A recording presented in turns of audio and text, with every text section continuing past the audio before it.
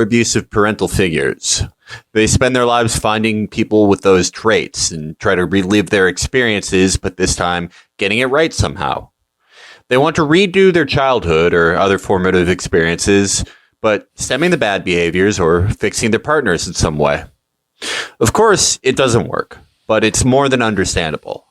Everyone wants to redo parts of their past to varying degrees, but it's only the most traumatized, untreated people who seem to do it as a way of life.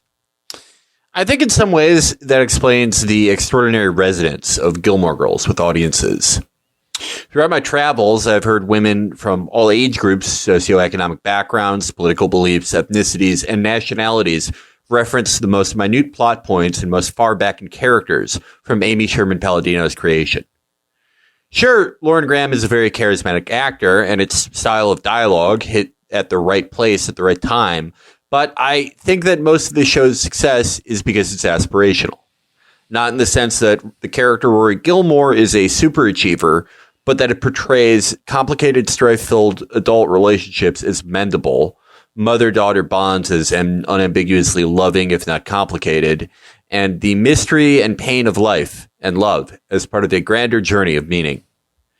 Gilmore Girls allowed women to relive their experiences as mothers, daughters, girlfriends, the objects of people's hopes, and the cause of their greatest heartbreaks, but this time without lingering regret or resentment. It portrayed an idealized experience in a quasi-realistic for TV world, and for that, I think it may be the last of its kind. Yeah. Yeah, so was this your first time viewing it? Actually, no. This is a show that I've seen every episode of. Me too. Maybe, honestly, I might have seen them multiple times. Let me say this is not a show that I necessarily would have sought myself, but through different, female relationships, you see it. And of the things I've ever had to watch as like some sort of a gender compromise, it's definitely the thing I took to the most. And so I made it so that I saw the whole dang show. Yeah, no. So I watched it because when my parents were getting separated, I was like a shitty kid who didn't do well in most of school. I was just like a shitty. I was what they call a dud. yeah. For a while until I was like 24 or 25, I would say. But yeah, I mean, when you're a shitty kid mostly. Uh-huh. So my mom, she was like, do you want to watch this with me? And I was like, I gotta fucking do something. I'm not giving her shit. I gotta do something here. Yeah. So I watched all of it with her. Yeah. And throughout my life after that, yeah, I also have watched a bunch of things because of women. And yeah, this is outside of Vanderpump Rules. This yes. one, because if you describe this show, it's sort of pre-Michael Schur, sort of snappy soy dialogue. And like we said about mother-daughter, wife, ex-wife, ex-husband relationships. And it's really, that's the only thing that happens is someone goes to college or readopts their daughter or some shit. There's no actual conflict. Yeah. I don't know why. I remember pretty much it's dare I say, pretty good. Yeah, no, it's compelling. It's actually clever. It's jokey without it calling attention to itself somehow, and it's artificial, like you said, but in a way that fits with everything. Like you say, this is an idealized relationship. These are idealized circumstances. All of these clever jokes are the things you would have said if you'd thought about it a little bit more. And so everything just feels like, it's in a fantasy land that you can inhabit for a little bit. And it's so fully realized that you actually kind of get immersed in it. It doesn't become cloying because all the pieces fit together. Yeah.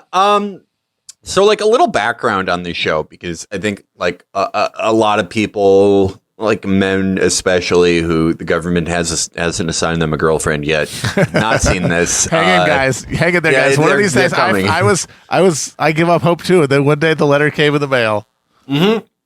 Yeah, no, I mean, if you guys need any tips at the DMV for when you go to girlfriend registration, I can help you out. First you're going to get a level 1 hoodie GF. That's unavoidable. Oh, you got to go through that. That's paying your dues. Yeah. But, so this show, it's about Lorelai Gilmore, played by Lauren Graham, who She's born into a very rich, old money, like, Connecticut Yankee family. The bluest of bloods. Yeah, like comically blue blood. I think played very self-aware and kind of camp. Well, that's why that's why they hired the god, Edward Herman, the wasp's wasp. Yes. The personal embodiment of waspiness. Edward Herman is like two wasps. Who's the fucking guy who played Jeff Goldblum's dad in Independence Day? Judd Hirsch is to Jews. How that guy is to Absolutely. Jews. Yeah. That is a perfect comparison. That's exactly correct. And yes, absolutely. Yeah, he is the wasp. And then he's like the character actor and TV star of that. The movie star version of that was John Lithgow. Yeah. John Lithgow was and also as another character actor, James Rebhorn. Incredibly. Is Rebhorn the guy? Who's the guy who played like the headmaster of the school in Carlito's Way? Yeah, I think that's Rebhorn. Or not? I mean, Scent of a Woman. Woman. I don't know if it's Rebhorn. That guy, he looks like the proto clone they used to make Roger Sterling. Yes. Yes, exactly. Yeah. But yeah, she has a kid. Gets pregnant as a teenager. She sort of like leaves her home in shame. She always had a bad relationship with her parents, her mom especially. She goes to Stars Hollow, which is this like sleepy, quirky little New England town, and raises her daughter, Rory Gilmore, played by Alexis Bledel, who's a very a very smart, gifted child. And a lot of the show is about Rory's PMC achievements, going through the ranks of elite education, et cetera, et cetera. There are several love interests for Lorelai in the show. Luke Danes, who's this sort of like surly with a Gold Heart diner owner. Her ex-boyfriend, Rory's father.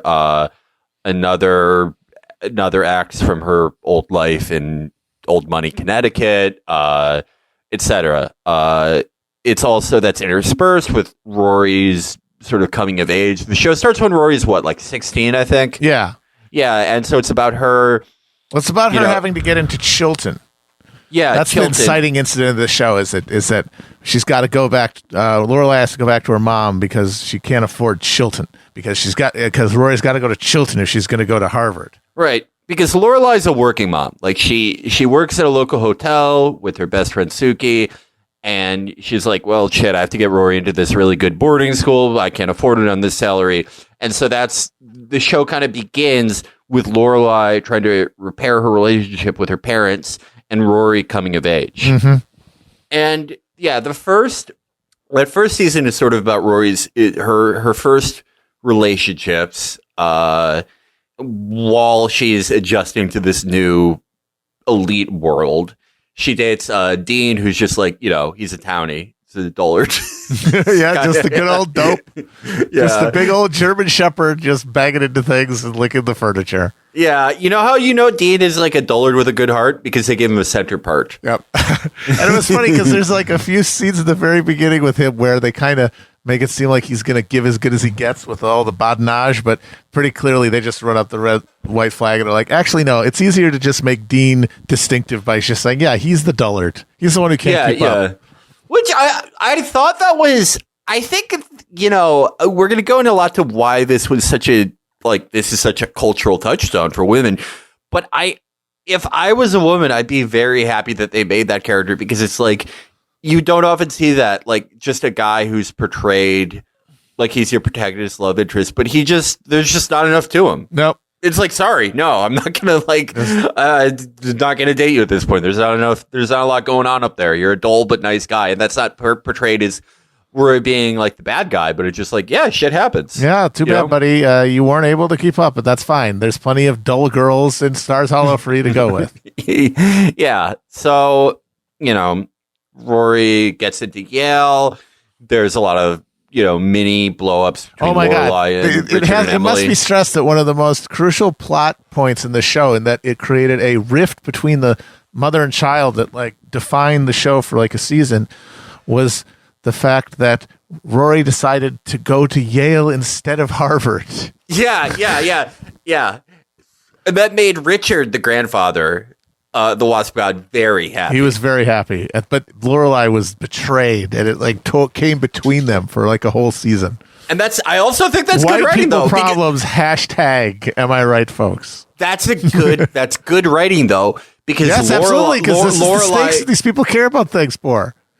It's the stakes they care about, but it's like, okay, so Lorelai throughout the show, like she buys her own hotel. She's a small business owner who like makes a good living as the show progresses, right? A striver like Lorelai, who like is sort of divorced from her parents' wealth and establishment connections, she'd be like, oh, Harvard, because Harvard's like the striver place, kind of. Yeah. Like Harvard's where you go if you're like sort of second generation to new money. It's sort of synonymous with. It's the one that's more synonymous with Americans with. Yeah, it's the spectrum ones. It's everybody who's like got their face in the book the whole time. Harvard is more synonymous to most Americans as like the best school than Yale is. And put it this way. Matt Iglesias has complained about how dull the social life at Harvard was. It was not cool enough for Matthew Iglesias. That's how uncool the social milieu is at Harvard. But Yale, Yale's where you go, let's just put it this way. You're, going to the coffin, jacking off Geronimo's skull. It's because your great-great-grandfather killed Geronimo. Yep, absolutely. These guys are where the action is. Yeah, that's... Harvard is for Pete Buttigieg's. Yes. Yale is for Pete Buttigieg's boss. Exactly. The guy with the high ball and the big globe behind his desk. Yeah. The Angletons and, Iran-Contra co-conspirators of the world, they do not go to Harvard and study policy papers over why they're the good guy for doing this. You go to Yale and you're like, no, I'm the bad guy, but fuck you. Yep. And that's the character of Richard Gilmore. Absolutely. Yeah. He's a fucking sniper. You. He is a fucking sniper. He just cold-bloodedly executes her fucking boyfriend in front of him, who they've known their entire lives. I love that. Like he's wanted to bring Lorelai back into their lives, and she has this relationship with this guy that like, oh my God, everything's coming together. And then, oh, what's that? Is that $1 bill on the ground? I'm going to slit your fucking throat. Yeah, that is awesome. So there's this is like season 4, I think, where, the guy that they've known forever, like their families know each other. Lorelai dates him. The parents are happy because, he's from their world. He's not beneath their daughter. And they go into the insurance business together. And Richard, who's portrayed as like a stern, but like loving and sort of silly he's sometimes father figure. Yeah. Exactly like how James Baker and George Bush's family, like how they talk about their patriarch. Yep. And what does he do the second? There's just fucking cuts poor Jason's neck. Yep. Just fucking white. And of course, it's funny because, Chris Eichmann is one of the more irritating actors of all time. And he is like he is like the concentrated, undiluted soy subject that they've been chiseling pieces off of to create Marvel protagonists for the past 20 years. Like he is the most concentrated soy being to ever exist. He's pure. And even then it feels cruel. It's like, oh my God, like that. They ruined his life. God, he has one of my favorite lines in the show. And my brother pointed this out when we watched it with him. It's they like him and Lorelai just got done fucking and they're talking about like what they have to do that day, and he's like, oh, I forgot, was it because of that great sex we just had? Oh, I remember that. Oh God. And my brother said, oh, very convincing portrayal of a straight man, very good. Yeah, like, oh man, they are hot for each other. Yeah. I mean, that's probably the delivery of that line is why they were like, all right, we got to have Richard shiv him. Yeah, he's just and then he tried to get back with Lorelai, and she literally just told him that like her house is on fire and just ran away, and he got poochied out of the show. Yeah, I think it was that line. I think that line tested poorly with people. It's like, sex with me. Okay, no, we don't want to hear him talking about that. Get this gangly dickhead out of here. We don't want to hear that again. No. Rory goes to Yale. Her best friend Paris is there. Paris is portrayed as sort of like, she's like the wheeler and dealer. Yeah. She's the future woman boss of Pete Buttigieg. Yes. She's the one who's like, I don't gender schmender. I want power. Yeah, she's Madeline Albright. She's a fucking killer. Madeline Albright, who appeared on the program in a cameo and in a dream of Rory's. That's like having Semi the Bull Gravano show up in a dream in The Sopranos. Yeah. So hey, who's this? Oh, it's a mass murderer. Yeah.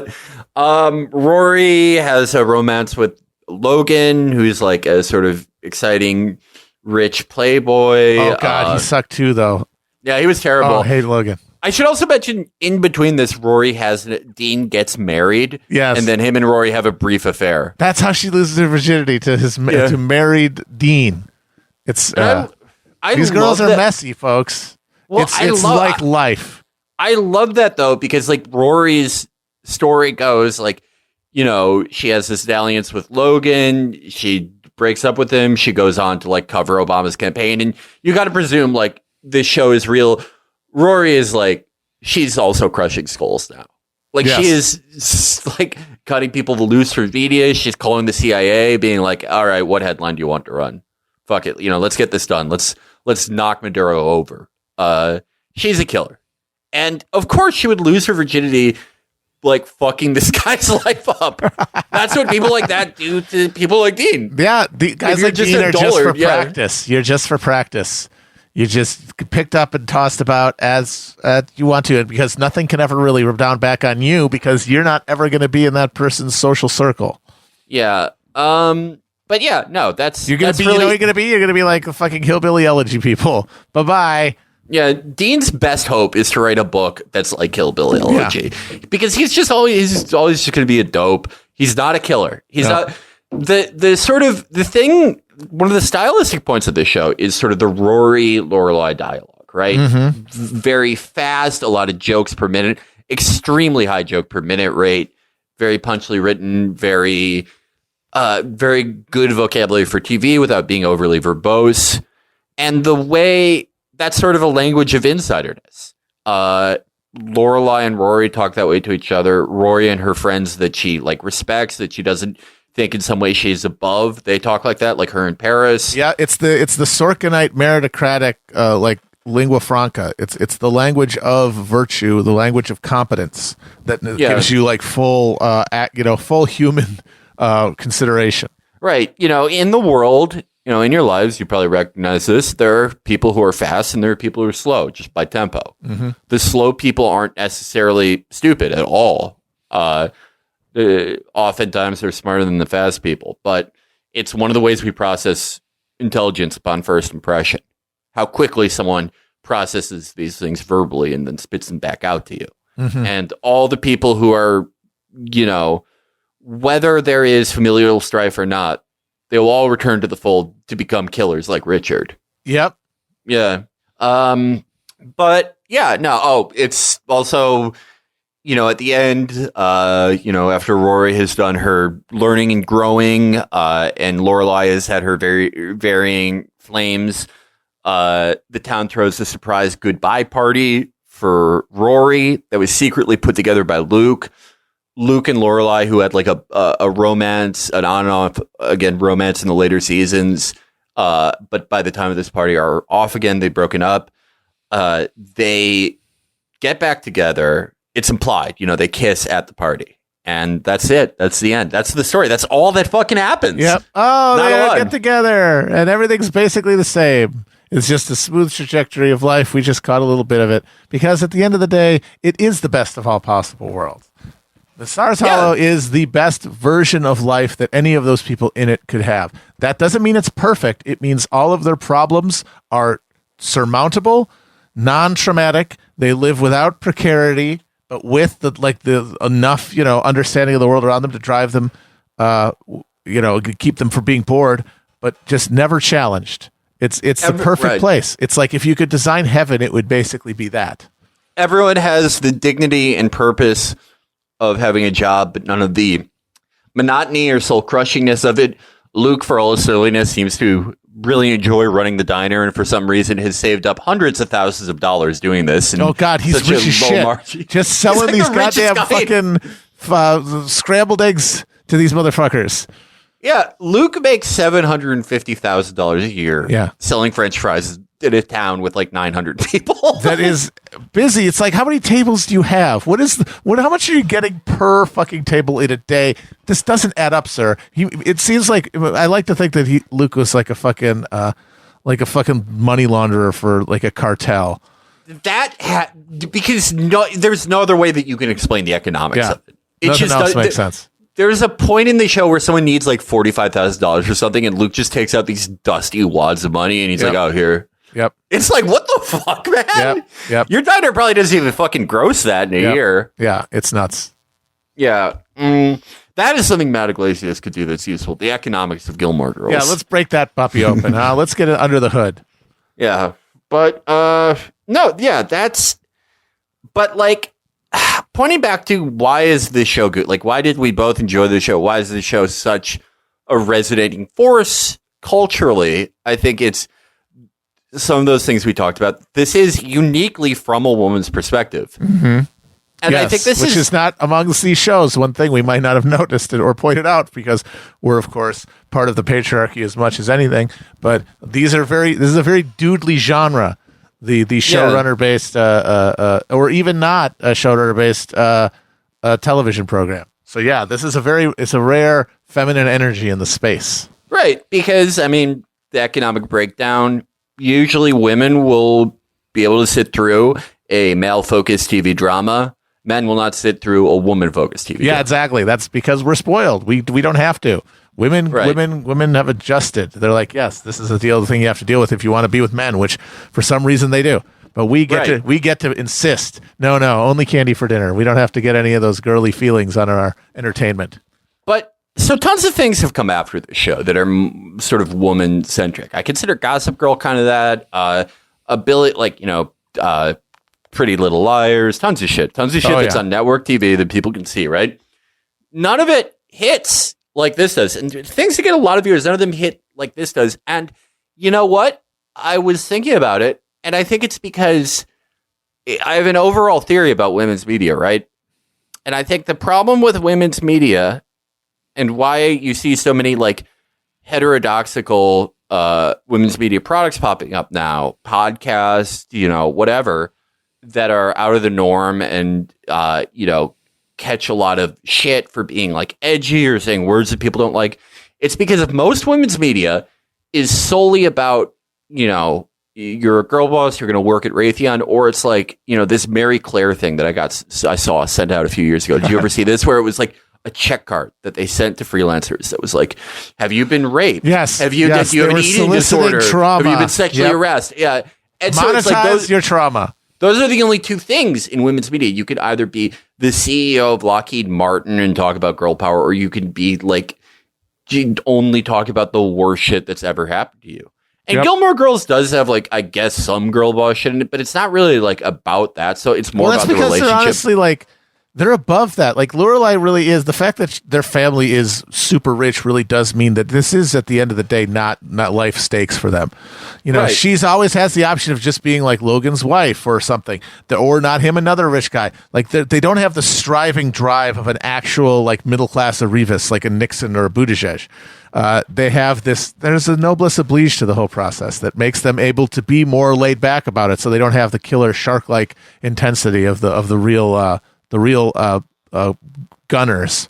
Right. This is a show about women's relationships and women's formative experiences in the world and their relationships with each other and then men. Yeah. Like, and it's not like, heterodoxical women's media products that are more contemporary, like edgier.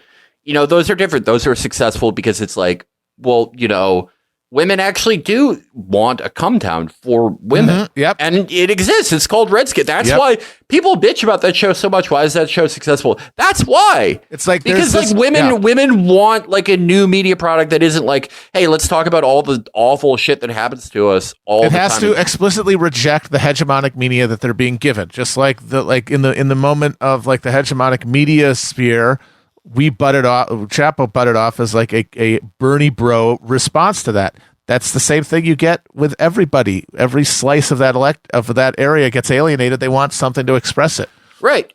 Why wouldn't women deserve either in more contemporary things, a media product that, tells edgy, mean jokes for women, or why wouldn't they want something that like, yeah, it talks about how hard it is to be a woman, or, achievement chip as anything would, but it's about actual relationships. It explores those actual relationships on human terms. Yeah. Both.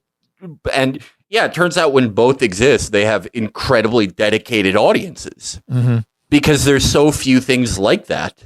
Yeah. Everything else is part of this blob where why would you care about any of it? Why would you invest, the time to actually watch the whole thing or engage with it as a cultural object instead of just taking it in as like a river of gruel?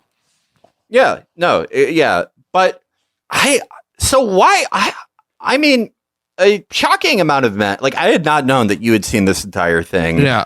And other men are pretty fluent in it. Why do you think our bodies do not just reject it? I think honestly, because it is funny. Like there's like the jokes are they're chick jokes. Obviously, I mean anybody. It's like straight cis men are not big for the golden age of Hollywood style patter when it comes to comedy. That's not like a male coded thing. So but it's a good for what it is. Unlike the soy dialogue that sort of has come off of it, the pale meditations, the Josh Whedon style, which is this like really adulterated and honestly like stepped on shit. It's actually has real musicality and cleverness to it. That means that you can enjoy the actual humor on its own terms. You don't have to like give it emotional points because you're invested in the story. Yeah, no, it's exactly it. And it's not didactic in the way that Whedon shit is. Like, it definitely has like a more like mainline liberal DNC perspective, but it's not like beating you over the head morally. It just, that's more part of like, that's more cultural signaling. It's like, that's more showing like what types of people these are. Yeah. It's not didactic. It's not really moralizing. Like, yeah, Rory does a bunch of like bad things to people. No, the thing about like if this show has a failing, obviously more than anything, it's that it is entirely indulgent to its characters. It's the kind of thing that more hysterical, like judgmental female entertainment that came later sort of responded to. Like, oh, you can't have things like the Gilmore Girls. It's so white and it's so unaware of its own privilege. You know what I mean? Like, you couldn't do that now, like because it's responding to this kind of thing. Yeah, that's what that whole like mode of like entertainment discourse came from. And yeah, all those things that came after that are supposed to respond to moral failings of it. Yeah, I mean, they have varying success as far as just audience numbers, but no one's ever going to remember them. Yeah, because it's just a tisk. It's like what's going to keep you around is sort of a indulgence, like because everybody feels miserable. It's like, hey, you could just soak in a bath, and so the characters all let each other off the hook all the time for really doing awful shit. Nobody ever it's always there's no hard feelings, and that makes it funner to watch and more soothing to watch. Yeah, no, shows can either be like The Sopranos and Deadwood and take a very different world to your own to sort of take a very distant reflection of national or societal trends and age-old problems and make you look at it in this way that's horrifying but beautiful and sublime and funny in this weird way. They can be like justified and not try to do that at all, and they're just like, it's just fun character studies and shit and fun serialized stories. Or it can be like this, which I think we've forgotten is one of the main points of entertainment after to make money, is something that's actually fun to watch. Yeah, that's pleasant. That's pleasing. That's the final category that no one really gives a shit about anymore. Yep. And it's and again, it's not just that, like that's as good as women can do. It's not about women's shit. Like this, like Entourage is basically like that, Yeah, no. Just good, a fun time. Like no stakes because stakes are stressful. We're trying to have a good time here. And it's so interesting you brought up Entourage, because when did that show become shitty? When they tried to add artificial stakes that should never have been there. Yep. That show got fucking ridiculous because they were like, oh, we have to make it serious. Because dumbass fucking critics with their stupid Robert McKee and their fucking save the cat are like, where are the stakes? It's like, you're only saying that because you're dumbass and it's your job to critique this stuff. And there's nothing to critique because it's just like a warm bath. But you're supposed to complicate it. So what does it say in your book? Oh, there should be stakes. And so you're saying there needs to be stakes. It's like, well, congratulations. If there are real stakes, these characters should be ground into fucking bone meal. The whole reason that they're charming is that there aren't any. The reason that it's enjoyable. Yeah, no, not all entertainment has to be incredibly weighty or relevant to anything political or social or cultural. And when you force it, it makes it worse. It's like the idea is if we change it, it'll be better. It's like, no, you will fail because it won't work. And then what does get through will be worse and fewer people like it. And it will have lost its very essence, the whole reason d'etre that it was a thing worth watching. There is no reason, why there can't be a woman who's a David Chase or, Vince Gilligan or whoever, why of course, there are people like that out there. But this demanding people up front, like make you respond to whatever journalists or TV critics have deemed important in this any given year, it forces them to play at a faster hand than anyone should. Like, if they tried to make The Sopranos or any of this shit today, it wasn't by someone like David Chase specifically, or any of these shows, someone not like David Milch specifically, and they had this reflexive response, or felt they had to have this reflexive response, or their bosses more likely thought that, to whatever these journalists are talking about, it wouldn't be the same. It would fucking suck because you can't just inject whatever immediate social relevance right into the vein of the show at the beginning. Things are supposed to build. You don't get it all at once. I mean, this economy of TV response and TV writing, it's already a mirage. It's this bullshit that's popped up on Google AdSense, which, we're finding out really doesn't work. But we're going to keep funding, online content that way because what else? It would put too many people out of work if we revealed that no one clicks on the ads or buys anything from them. So they have to write increasingly inflammatory or pleasing a large group of articles that are why CSI Miami has a bisexual problem. Yep. There's got to be why doesn't this have this? Why isn't it address this? It's an unfolding thing. It's essentially they're trying to get something by you, and you have to stop them from tricking you. That's literally the opposite of the yes and approach you need to have for any fucking work of art at all. Why are you fighting it, you psychos? And because the owners and bosses of the media company and the writers themselves, they're largely the same people as the people who write about TV. Mm-hmm. They either, if they're acting in good faith, they're like, oh my God, you're right. We do. Why isn't there a fucking bi Jewish uncle in Weeds or whatever? Yep. Or they're acting as the bosses of the company do, where they're like, okay, well, we don't want there to be this whole social media campaign about how we're bad in some way.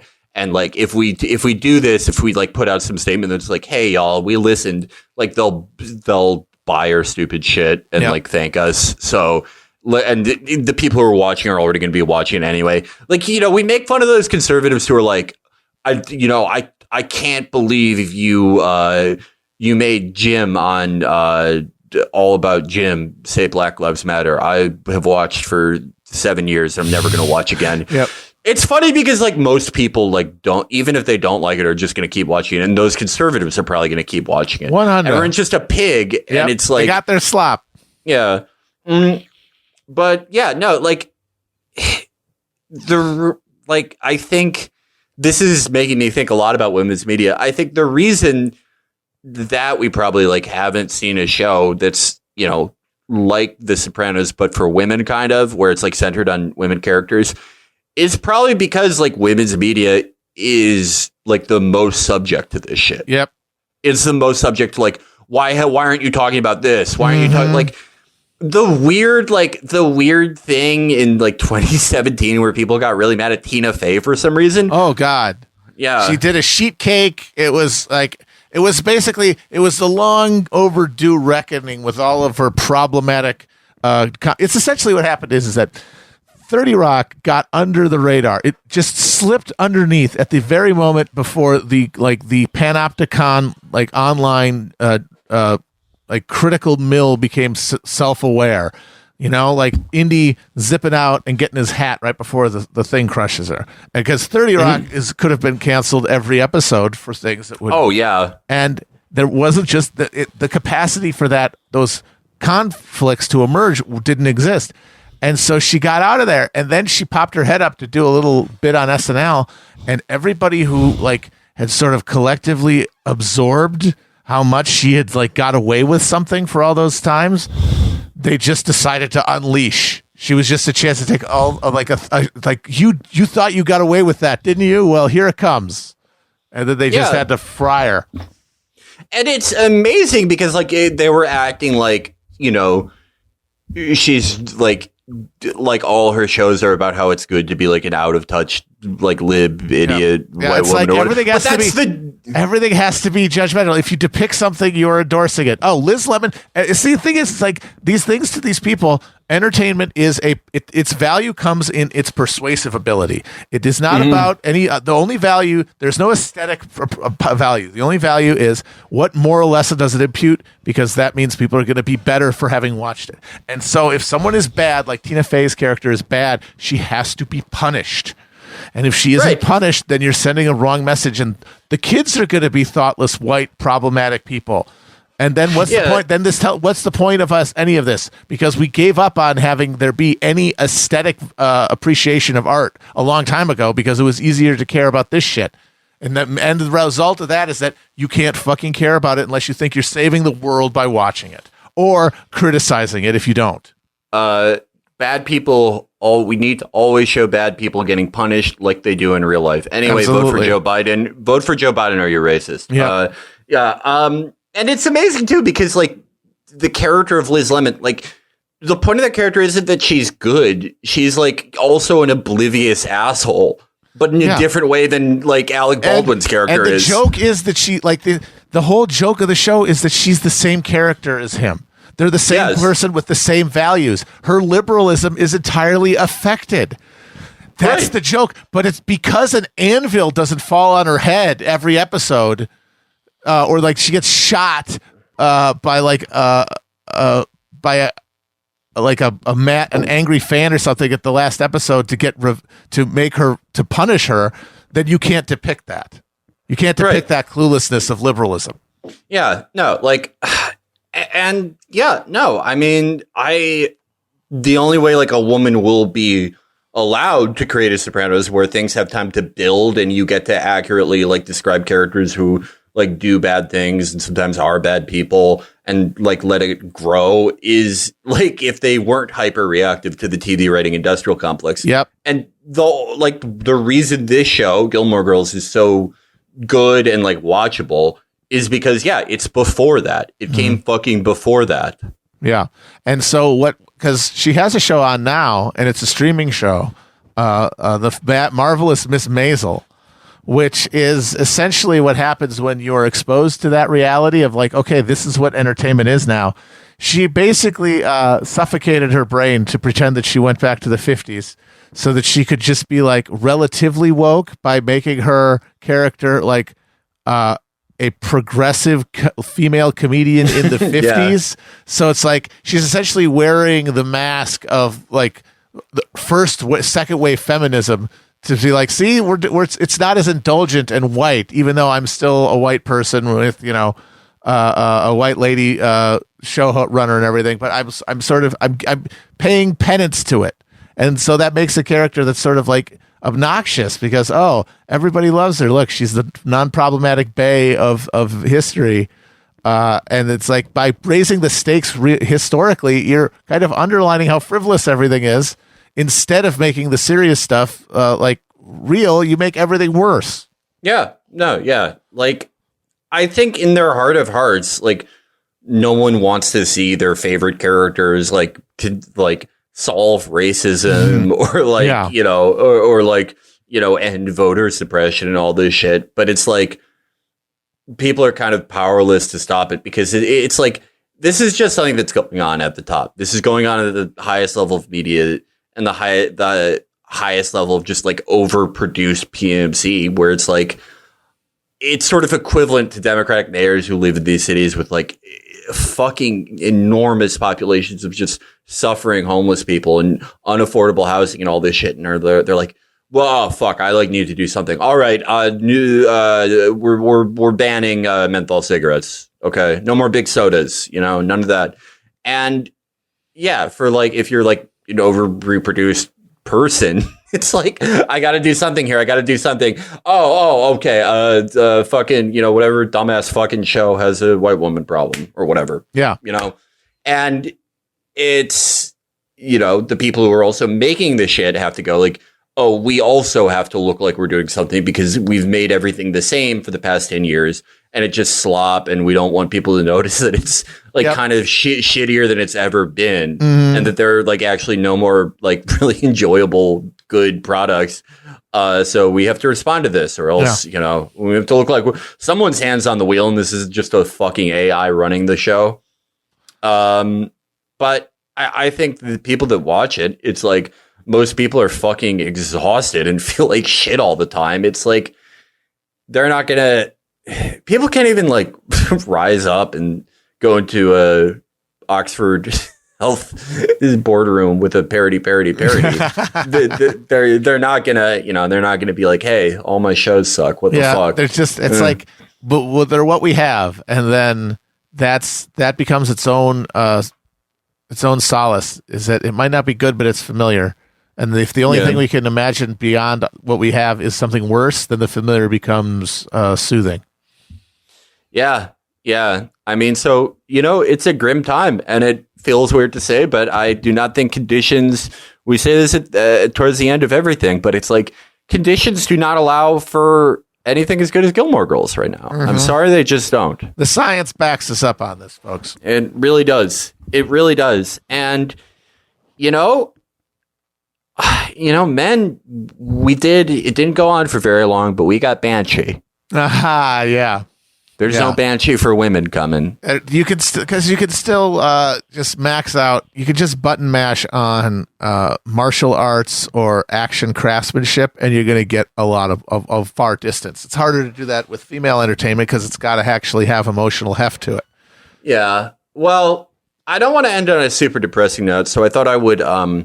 This has been in my family for many years. This has been in my family for I think 13 or 14 years now.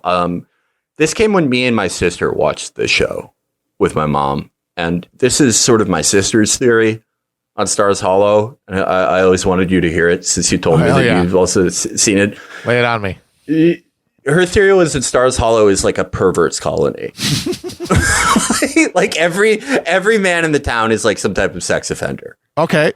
And they're all doing weird shit to each other. They're all doing weird shit to each other. Yeah, like behind all the women's backs. Right. It's okay. So it's like a bunch of dads from Happiness, just like doing wink and nod stuff. Yeah, and it's like the women show up. It's like when Lorelai goes into Luke's apartment above the diner, he's like, "No, you can't come up yet." And he's like, "Shit!" And he has to hide like Kirk in a gimp suit, or like a Zentai suit or something. Okay, so you've ever heard of Little Fox Lake, Felix? Yes, I have. In Michigan? Yes. So kind of like that kind of deal. Well, not as nefarious. Like, I don't think they're doing like shit with kids. Okay. But like, they're just like. So they're not full Epstein perverts. No. It's just like, it's like an Ed Wood type thing. Okay. Yeah. Oh, okay. So like a wholesome 50s perversions. Yeah, exactly. Okay. All right. So that makes more sense. Okay. I'm with that. Yeah. And I think, go back and watch it. I think a lot of things that maybe didn't make sense will make sense now. Yes, no, absolutely. If you imagine that, like Taylor Dosey is always just, doing codes to say like where what bathroom he's going to be in 20 minutes.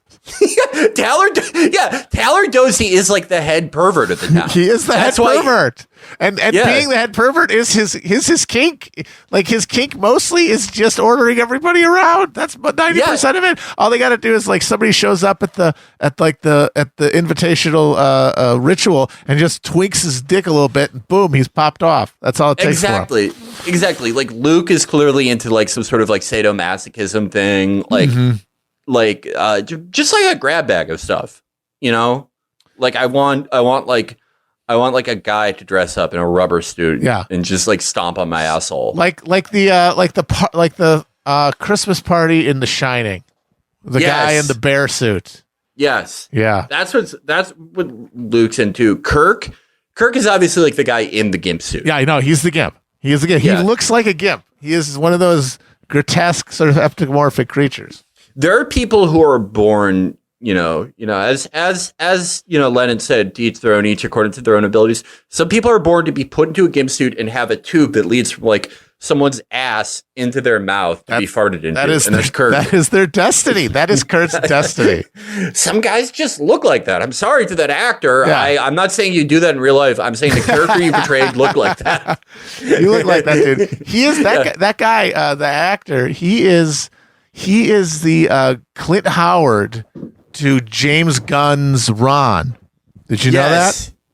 Wait, he's related to him? He is his brother. No fucking way. Yes, and he is in all of the Garlics of the Galaxy movies because he always has small parts in the James Gunn movies, just like Clint Howard is always in the Ron Howard movies. Well, that makes me happy because whenever I see like a guy who's a character actor, but not like the most requested character actor, I get worried about their the economics of that. And it's like, if he's always in those fucking Guardians of the whatever movies, good for him. Awesome. Yeah, no, he's secured the bag. Kudos, sir. Good for that guy. He's got an action figure, and that's all you really want out of life. Good for him to be an actor. Oh yeah, and Richard is like, he represents like old money perversion. Yep. He would be like more Epstein. No, he's at the highest level, so he's doing the darkest shit, like the adrenochrome foie gras underneath the lighthouse in Portland, Maine, or something. Yeah, absolutely. But yeah, no, that was my family's theory about Gilmore Girls that we've kept in the family for over a decade now. I think it makes sense. To the world. Concentric circles of perversion, going from the darkest to the most benign. It totally makes sense. And the women are totally oblivious to it. Like they think their husbands are having listlessly having sex with them, and then they're still doing their monologues in their heads, so they don't even notice what's happening. Something like that. Exactly. They aren't even noticing that they're not getting the good pipe. Right, exactly. Like, I guess because no one else, everyone in the world that they have is that, so they have nothing to compare it to. Right, exactly. They're like, I guess that's just what like sex with men is like. You sort of roll around against somebody's smooth abdomen, and then he gets out of bed and goes, that was great sex, wasn't it, honey? It's like, like Suki's husband. It's like oh, I have to give them like 2 kids, so there's like complete plausible deniability. Then I'm gonna go to Luke's, and he's gonna like put me like in a massive tire and inflate it with his farts. Oh my god! Oh Jesus Christ! Oh my god! I'm imagining Taylor Dosey like duct taped to a wall with a fucking with a funnel in his mouth at like mouth level, like a human urinal. No, exactly. That's exactly what I pictured. Like, they're not doing anything evil. No, not evil. They're not evil. It's just kind of gross. I would not go out. It would not be for me, but I would not think it should be illegal. Right. No. But it's like Taylor Dosey probably has like make laws saying it's illegal because that's part of the kink. Yep. That's probably a cut scene. He's probably like, oh yeah, and by the way, in case anyone was wondering, it's illegal to be a human urinal in Stars Hollow. You cannot be pissed on at a garden party. It is illegal. You will be fined by the Shire Reeve. That's me. And all the women are like, what? Like, who the fuck is doing that? Literally, none of us wanted to do that, man. None of us did that. What the fuck are you talking? I mean, okay, fine, make it illegal. I don't give a shit. But anyone caught being a human urinal within city limits shall be spanked with the city paddle until his buttocks are bright red. Yeah. So if anybody was to stumble upon a human urinal, say, behind Dosey's Market at 9 o'clock on a Friday night, and anyone found there, they would have to be disciplined in public. If you are, to close out, if you are Amy Sherman-Palladino, please do not sue us for this. Yeah, no, this is all legal. This is all under the Falwell versus Hustler jurisdiction. This is all fair parody. Yeah, parody in the game. Parody in the game. Do